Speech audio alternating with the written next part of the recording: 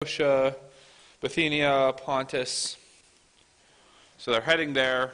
We saw a map of it last week. It's kind of a lot of more inland from what we saw from Paul's missionary journeys as well. Who is it going to? What type of people is it going to? It's already been a week. Yes, what type of Christians specifically? Were they? Yes, mostly Gentiles. Mostly Gentiles. And where is Peter located? Where is he writing from?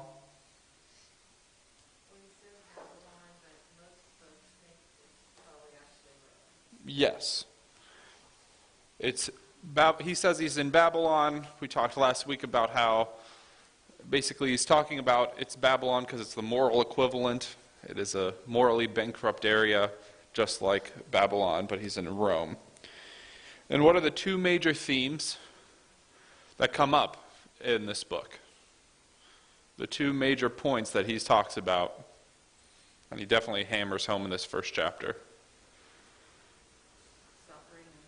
Suffering and hope. All right.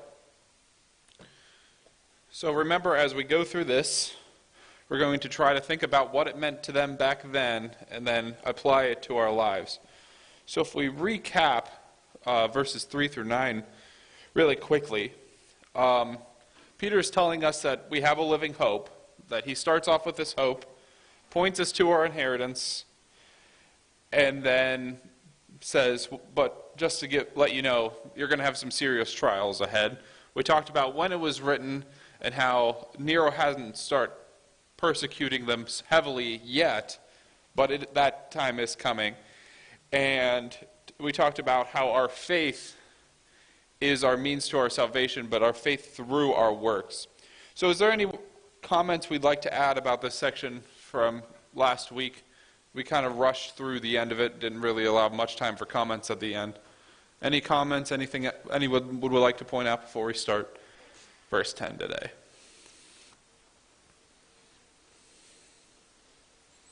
Seeing none? All right. Let's start in verse 10 through 12. If we could have someone read that, please.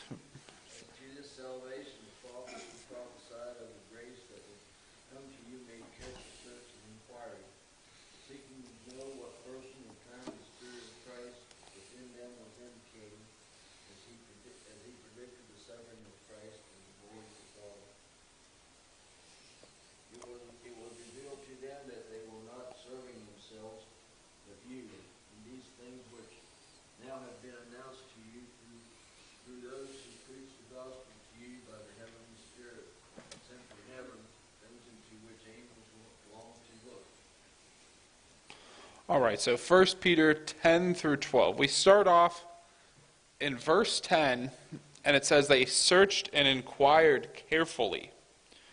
And who's doing that searching? The prophets. So we have this section where he's talking about these prophets.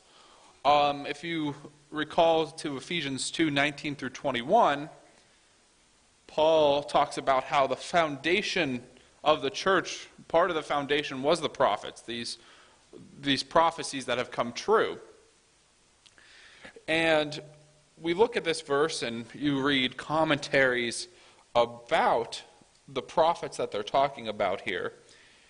And there's some debate about it. Has anyone heard about that? Anyone read about that? Maybe, no. What kind of prophets would they be talking about here? I think it was talking about those who wrote the Old Testament. They were, what I see, as my understanding of this is that there were prophecies, there were things given to them to pass on. It did not fit within the framework of the old law. What's this mean? Why? It would have raised questions in their mind. And they wanted to know. And I think this is another one of those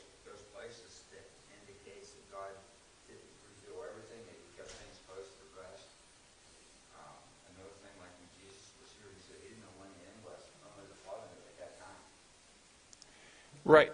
And so if you do a quick dive into the Greek text regarding that, you find out that there's no article before prophets. In the English language, if we say the prophets, that means something. But if we say the Ohio State University, it means a lot more to other people. Not most of us, but some of us. But in Greek, that the actually matters, and it's not there in this case. So what Peter is saying is blanketed prophets. So to us, it means prophets of the Old Testament, but to the people at that time, they had people who were still prophesying because of spiritual gifts. And I was thinking about this, and I was reading this in some of the commentaries, and then it kind of brought me to the question, does it matter? Does it matter if he's talking about Old Testament prophets or New Testament prophets?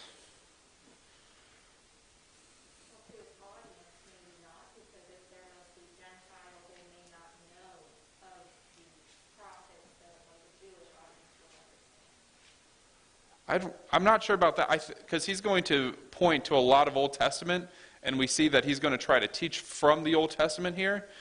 But I think to them, they kind of said it as a prophet, where they said, oh, this guy's a prophet, well, so was that guy way back then.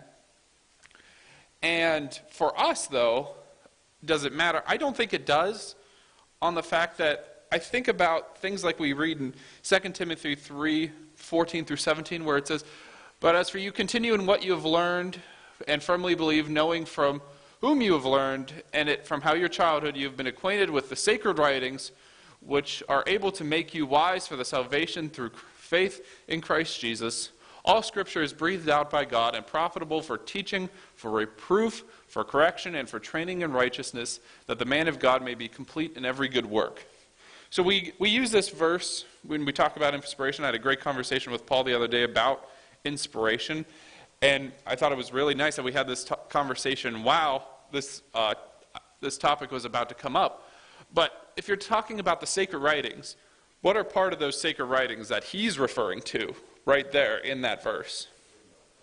Yes, because there wouldn't have been a New Testament yet. So they're going to be sacred writings. These prophets are sacred writings.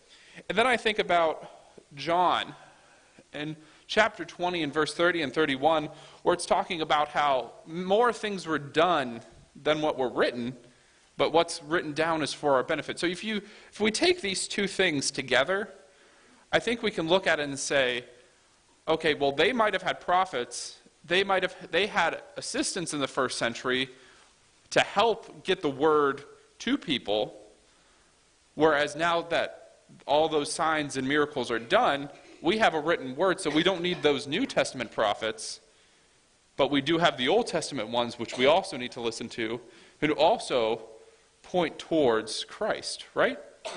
Any questions or comments? Confusion? If the specific is the who and when, which is what verse 11 indicates, that seems to point more back to people who lived before that. Not those who were looking at now and pointing back, prophets who were revealing more about it. Did you have something to The same prophets that Paul was referring to in his defense, he was saying that we Jews even have been looking forward to the Savior that has been prophesied all this time. The problem was is that the prophecies existed. They knew that Christ was coming. They just rejected the individual when he showed up on earth. When God showed up on earth, they rejected that individual as the individual that all these prophecies are pointing forward to, both to the Jews and to the Jews. Right, and if we look back, we know that the Jews they understood that it was during the Roman time that Christ was coming. They started to understand that they should start looking for something. They just, when they realized what was coming was not what they wanted, they kind of rejected it. So when I was reading through these commentaries, so I'm in agreement that I think it's the Old Testament ones. it sounds like we are. A lot of commentaries will love to talk that it's about the New Testament ones. I think that that's not what's important. What isn't important is what we read about in verse 11, is what they're talking about. So we do know that we have prophets that spoke about the suffering. We know that the Jewish people were looking for the Messiah. And what do we see here at the end of verse 11 that relates with our theme? The two themes of the book. And then what? Right. So every time he's going to mention one, he ends up inevitably mentioning hope, a glory, some type of reward within the same thought process. Right? And as he's doing this, you'll see that eventually he's going to talk about in a later chapter that you're going to have to suffer because Christ suffered. So he's slowly introducing that idea as well. But also, he's introducing again this idea that we have this suffering and this hope together. And you may think that I keep talking about this, but if Peter didn't bring it up and do it so often, I wouldn't have to talk about it that much. So obviously, if it's important to him, it's important for us to take note of it. So I was going to ask you guys, why do you think that he does this frequently? Why does he mention the suffering and the hope that we have so quickly together and so often? I'd say so they would realize their hope that they have. Something to look forward to, even though there was something, there's a lot better thing here at the end. Right, because... Whenever we're married, and he's trying to marry it in our minds, that you can't separate the two. We have hope because of this. Exactly. Did you have something, Brett? Just what Kate was saying. He's just saying the suffering's going to be great, but the reward's going to be so much better. Right. And if you think about what's going to happen here, we know that right now they're like, man, these Roman people don't really like us, but now they're going to start openly attacking them. There's going to be some tough times coming, and these Christians are going to need encouragement, right? And it's interesting that the encouragement is coming from someone who was not even sitting at the dinner table with them, not so many years prior. So then we go to verse 12. And I like to look at this verse as the purpose of the prophets. Sometimes God sent prophets to save other people that weren't Israelites, right? We have the warnings of Jonah. And we see that it's never really the benefit of the prophet whenever they go out, right? They're not the ones who are getting the reward from their work. And then you also see that they are teaching Christ through the prophets. That this is part of the foundation of how they are establishing the proof that Jesus was the Christ, and he had to suffer, he had to die, because it was foretold in the prophets. And if you didn't understand the prophets, then you'd have a shaky foundation on why any of this was necessary. And you don't learn about how God feels about things. So I think that's important for us to recognize, especially when we have things like the Ezekiel class we're going to study, and we're going to have some things that we have to learn about where people have to get destroyed, and we have to understand that this is coming from God. And then we see that the time has come, the kingdom of heaven is at hand, right?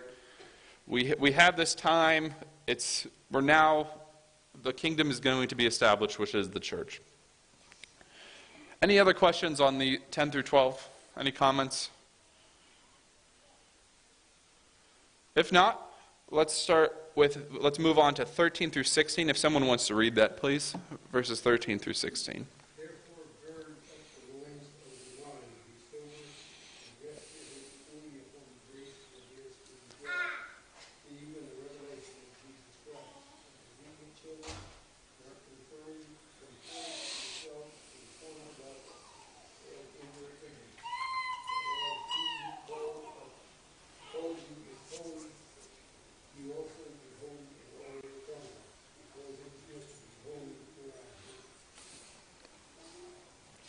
All right, so verse 13. Prepare your minds for action. Does anyone have any italics or notes in their margin about a different translation of what that means? Gird the loins of your mind. What does that phrase make us think of? Kind of like you're ready for battle. Right. You're ready to go do something.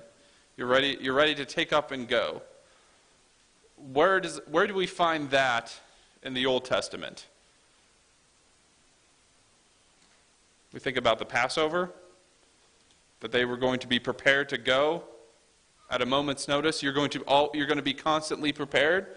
So again, he's using this Old Testament imagery to help convey a point, even to these Gentiles who hadn't grown up studying the law or even Israelite history. All right, so any other thoughts on that? Yes. But, you know, it's totally a metaphor. I mean, he says gird up your loins. He's not talking about the physical action of preparing yourself for battle. This is something that you're supposed to do mentally in your mind, that you're preparing your inner parts, your mind, your life, to deal with the challenges that you're going to suffer as a Christian. Yeah. And if we also think about the battle idea, we're always in a battle, right? We always have to be ready to fight the battle, fight against temptation, fight sin, those kind of things, because if we're not prepared and it takes us off guard, then we're going to be vulnerable to fall for it. Then we move to verse 14. To me, I think there's a verse very similar to this one in another letter written. Does anyone have any idea what I'm thinking of here?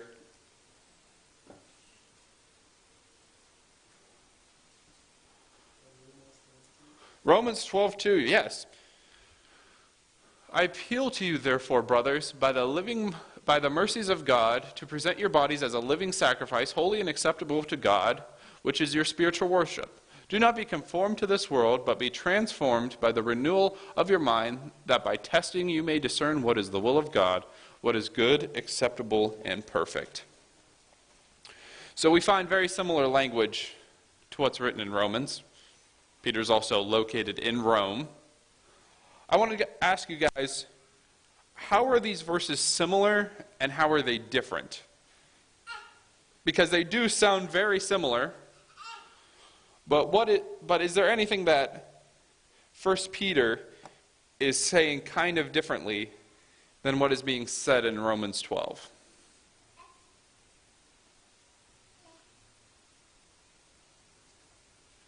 And Peter is talking about their ignorance, saying you should know better. Romans is more kind of just from the front, like, hey, you got to be better. But in Peter, he's saying you know better as well. Yes. Exactly. While it's talking very, very much about the same ideas, it's about a different mindset that you have with when you're facing it, right? So to be different, but you know better. You've been in the past here. You're running away from that. You don't want to go to that old man anymore. You've made those mistakes in the past. They're behind you. Stay away from them. Whereas I feel like Romans 12 is almost talking about a pressure that's being exerted on you where people are trying to get you to act in a certain way that is against what you're thinking, rather than, I feel like 1 Peter is talking about running away from what you were. Anyone have any thoughts, comments on that? They both deal with a mindset. Yes. And I think what he's saying here is don't be surprised. Don't be mentally surprised. Because when you think of what he's saying that way, you're thinking, I'm focused. I understand right from wrong. I understand the basis of my faith. And I am ready to walk that road now because I know it's coming. I know what it takes when they try to get me. Paul said that he had tried to get Christians to blaspheme. Right? I think that's a great way to put it too, because it is about a mindset for how we're supposed to live our lives. And that's really what he's hammering home in these verses here. So then we have verse 15. What verse is that in the Old Testament? Probably is marked in your Bible in a center column or...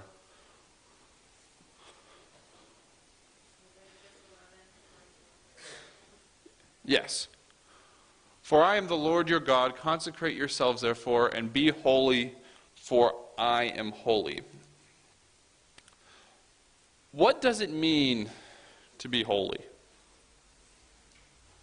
What did it mean to the Hebrews, in the Hebrew definition, to be holy?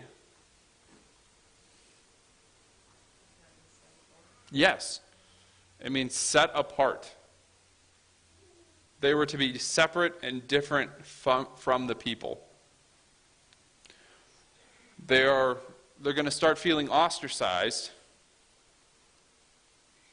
and they're going to start feeling a separation.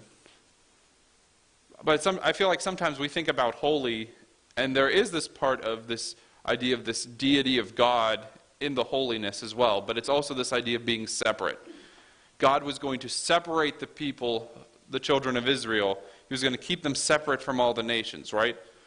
And then what do we learn as we study the kings about the children of Israel? Or even right before the kings. What did the children of Israel do while they were supposed to be the separate nation? Right. So they were trying to be separate. God told them to be separate. And every time they didn't want to be separate. And we see how the more we try to be like the world, the more things go badly for us, right? There's one thing we can learn from all the kings of Israel. It's when you reject God and you want to be like the rest of the world, it's going to come crumbling down eventually.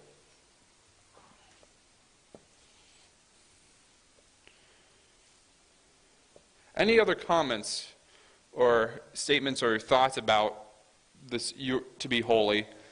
I know I hammered the separate and apart section, but any other thoughts? Anything? I feel like we're a little tired this morning compared to last week. Yes, Dave. I think it's easy sometimes when you read Bible verses and say stuff like, be holy, to think, yep, I'm going to be holy. That's what God told me to be, and I'm saved, so I'm going to be holy. But another stuff in life, like someone says, be successful, everyone knows that that's not something that just happens. You have to work toward it. If you're going to be successful, you have to work hard. You got to make connections. You get to know people in the industry or job or career you want to get into or school. Like you have to work at it and take specific steps.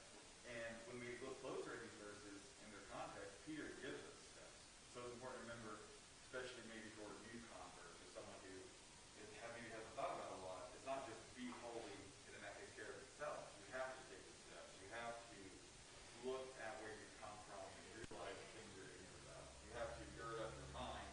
And the girdle in the Bible was basically their version of where they kept everything. Their swords, their purses. So whatever they put in their girdle, whatever they got ready, that's what they would use to get through their day. So what do we fill our minds with, right? I'm going to be holy, but am I putting in stuff that's going to help me be holy in my mind? Because every single space in my mind that I put something bad or detrimental or even just neutral in is one less space I can put something holy in. One less space I can spend thinking about what's good and honorable and pure and just. So these phrases like be holy and be set apart, it's not just it'll take care of itself. We have to take steps and think about those steps and have a plan. Fortunately, we have the plan right here. It's given to us step by step. So it's never just in a vacuum be holy. It's always you're going to have to work at it. Absolutely. It's kind of like easier said than done. Be holy. Okay. And oftentimes they talk about 1 Peter almost being an instruction manual for new Christians about how to act about certain things. So he definitely, when he's not talking about suffering and hope, he's definitely talking about things that you need to do to be holy, right? Yes, Ed. Both of these verses show us more than just telling us to be holy, because they give us examples.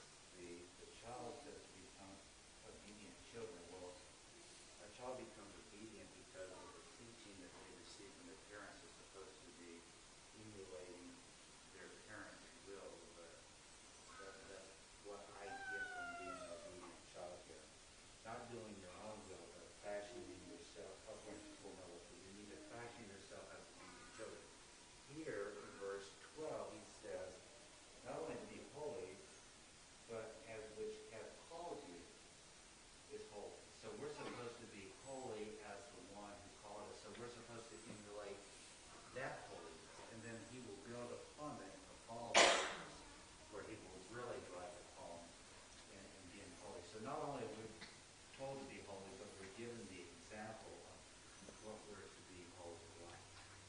Absolutely. Any other comments, questions?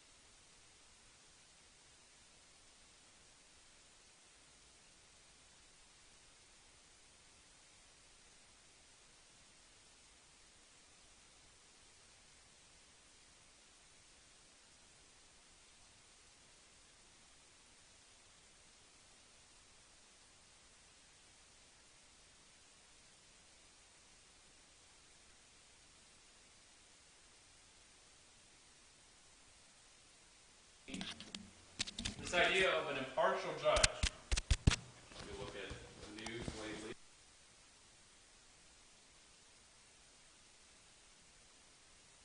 But, thank you. When I think about impartial judge, I'm not thinking as much about the judge as the people who are standing before him. What does the guilty person feel in front of a impartial judge? What does an innocent person feel in front of an impartial judge? And what if we reverse that? What if a guilty person feel in front of a partial judge? They can feel hope. They can not be worried, right? But the same thing could also be said about the innocent person if they're in front of a partial judge, an unfair judge, an unjust judge, like we hear Jesus talk about. That this innocent person can still be fearful about what's going to happen to them because there is no justice from that judge. They're not guaranteed that justice, right?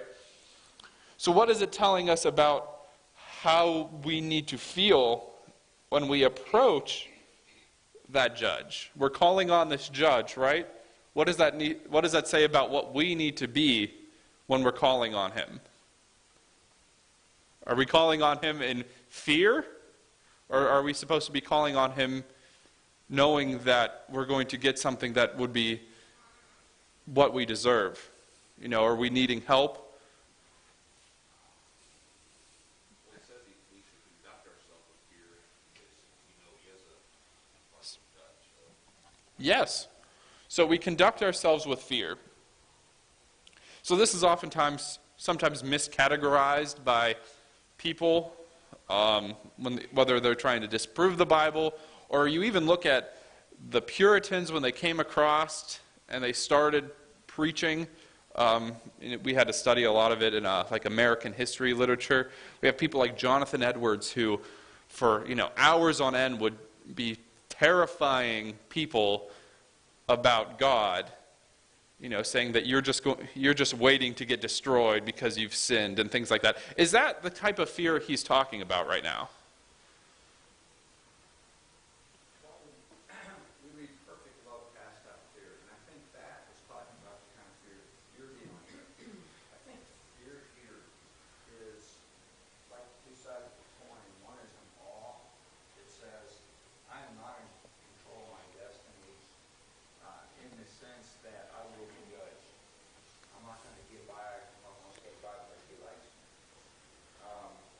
The other is to say, do I have it right? And do I fear to cross him? I think one of the meetings we had, the speaker pointed out something in a way I had never really thought about it. He said, approaching God is an awesome thing. It is not safe. We need to approach him, giving him the glory, giving him the honor, and not saying, well, I can do this, that I don't have to do that. Right before he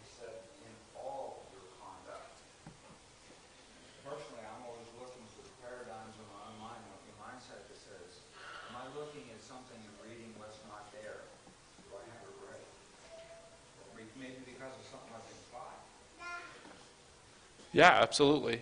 I think if we look at that word fear, yes, David. Just going to what Paul said in 1 John, where fear casts out, assuming perfect love casts out fear, the next verse is, for fear has to do with punishment. So it's that factor of that awe versus, when you approach God, you got to remember that he's not just a God full of love and forgiveness, which he very much is. He's not just a God of mercy and loving kindness, which he very much is. He's also a God of justice. So if there's a punishment that will be coming to you, then when you approach God and know that you deserve to be punished, then you're going to be afraid of that. If you approach God knowing that his son's blood has saved you from that punishment, then it's a different kind of fear. More, I want to make sure I preserve and respect this holiness that God has granted me as a gift far more than I deserve. Absolutely. Yes, sir. Well, the fear that here is kind of built on by the following two verses, because you need to understand that your salvation was purchased not with just simply gold or silver. But God paid the price of giving his own son for your salvation. And that raises the ante. This was, your salvation was paid for with the most precious thing there is. And you need to understand the gravity of that. When you understand the gravity of that, then you operate in a much more fearful manner. Absolutely. And I think about it also because he's then going to talk about this costly price that we have for our salvation. And I kind of think back to this idea of the impartial judge, where in the Roman system we talk about this person who paid a large price to be a Roman citizen, right?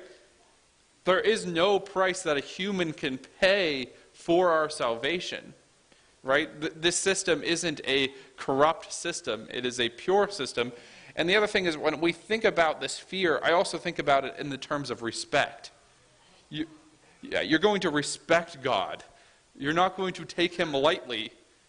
You don't have to be cowering in fear when you've done something wrong, but you know that if you have done something wrong, you need to do something about it. You need to act on it because you know what the consequences are. Yes? Just, like Paul said about that speaker who said it's not safe to approach God. When's the last time we came into a church building or a study to worship and praise God? Did we pause and think, I better be very, very careful because I'm approaching God? That's not a thought that maybe we spend a lot of time training ourselves to think, but it's not safe to approach God in a way that does not give him the respect and the honor that's due. It's not safe to approach God with pride in your heart. Or it's not even safe to approach God just kind of, it's what I do. I come to church. I worship. God doesn't want a lukewarm worshiper. It's really not safe to approach God if you don't have the right attitude. I mean, think about how the high priest has to approach God when he goes into the most holy place, right? You think he's confident walking in there knowing that he has a rope tied to him because if he's in there too long, he has to get pulled out because he's dead? I would not want to go in that if I knew that I had to have a rope tied around me because there was a good chance that I don't make it out. And sometimes, like you said, we don't take that serious approach when we walk into this building as they had to back then. Absolutely. Are there any other thoughts on that? Here also, I think it's a constant reminder about the importance of the Old Testament. Especially like when we're talking about what the Gentiles understood, they would have to have a foundation of understanding what the Lamb without blemish meant when it came to a sacrifice with God. That they're going to have to understand that there was this symbolism in the Old Testament that now is being taken care of with Christ in this sacrifice. And that he was able to, basically from the beginning of the world, set this in motion. Any other comments on these verses before we move to 22 through 25? Not seeing any. Can we get someone to read 22 through 25?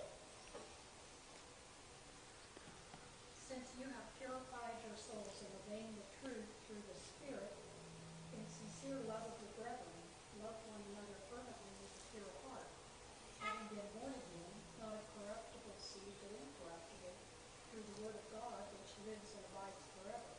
Because all flesh is as grass, and all the glory of man is the flower of the grass. The grass withers, and its flower falls away, but the word of the Lord endures forever. Now this is the word by which the gospel was preached to you. All right. So what is he first talking about in verse 22? When he's saying, having purified your souls by your obedience to the truth. What act is he talking about here? Baptism. Yes. Now, English is a funny language, right? So he's saying, having purified your souls. Who is the one who did the purifying? God. Yes. And if we look back to verse 19, he talks about it, right? He talks about with the precious blood that was without blemish. So if we think back to the imagery of the Old Testament where the blood was supposed to purify the things, whether it was in the tabernacle, it was supposed to purify the people. That's what he's talking about here. This blood that was shed by this lamb is now purifying your soul through obedience. Love for one another, it's going to be a theme that's going to be mentioned again later in the book as well. But this idea of how we treat people. I think that sometimes we kind of forget about that. We take it, we say, oh, we can love our brethren, it's easy. And then the moment someone does something wrong to us, it's, can't believe you did that wrong thing to me, right? That's not what they're talking about with love here. That's not how they act. And he's even going to go into bigger detail then.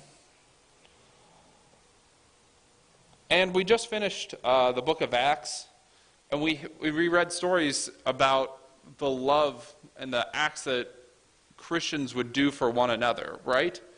We think about some of the things where they sold their land to help others, right? They try to rescue them and save them when they found out about things that were going to happen to them, right? They cared about one another.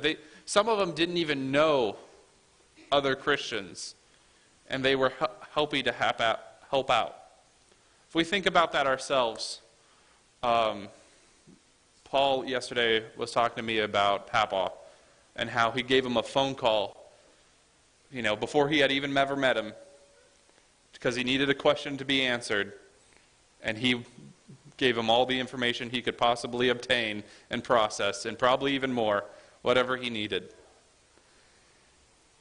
And I think about that as we are Christians. Are we willing to answer the phone or think about, hey, you hear about someone in another congregation and say, hey, I know you can help with this. Can you go and help this person you've never met? Do you have that love for your brethren, even the ones you haven't ever met? Yes? One of the questions that makes us want to ask is, why does he include this here? Absolutely. That was going to be the question I just asked. So glad. So can you give some idea of an answer of what you think? I think what he's going to do whenever he's talking, he's preparing for the next thing he's going to say about the Holy Stone and other people. The real one. We have to see each other as that. We have to love as Christ loved. And in the greater context, when he's talking about this promised land, is to help each other. And if we don't have that love, we're not going to be that one that helps each other. We're not going to be the one that goes and visits the brother in prison because that's going to get attention to me. Those kind of things. Absolutely. And we think about the reputations that Christians had in the Roman Empire. It was kind of bizarre for the Romans to see this group of people that were selfless, right? Why are you helping so-and-so? Just, you should be doing things for your own benefit, not for the benefit of others. And that was such the mindset in the Roman Empire. And how much is it the mindset now for a lot of things we do? That back then it was looked on as weird to be helping one another, and it's just the same now. And it's one of the reasons why, if you have a group of Christians together and they're close and you're not going to be able to break them apart. They're going to help each other out through difficult times. And then you notice it's through easy times that oftentimes we end up dealing with issues because of, complacency and things like that. Yes? You look at many scriptures that talks about, however I think it implies a relationship that exists between the Christians of the community and the established community itself, and the need for Christians to support one another and encourage one another, to edify one another, to build up one another. Even when it goes into talking about not forsaking the assembly, when you're together, there is strength in numbers, there is support, mental support that comes along with that. And that's what's being implied here. You're going to be suffering, and it's going to be easy for you to be caught up in that suffering and be discouraged and possibly lose hope by edifying one another and by supporting one another. You're able to overcome those numbers too. And I think it's kind of goes hand in hand with other scriptures that we find Jesus. Absolutely. And then we look at the last couple verses, and we see it's referring to Isaiah 40, 6 through 8. And just think about that. In this verse, we have exiles that are lamenting in Babylon. We have these people who are longing to be back in the promised land, right? And he's setting this up for what's about to start, where he's going to talk about outright suffering, that you are just in this foreign land, and that it's a reminder that just because times are hard, God isn't departed from you, right? Because that was one of the things that we deal with in Job, is that just because you're suffering doesn't mean it's because of God. It's because of something else, not God. And that we need to realize that. Are there any other comments we want to make? We're just about out of time, so. If not, we'll pick up with chapter 2 next week. We'll do a little brief recap of these last couple verses again, if anyone does think of anything throughout the week. I appreciate everyone's contribution, and we'll have a little break before we resume our worship service.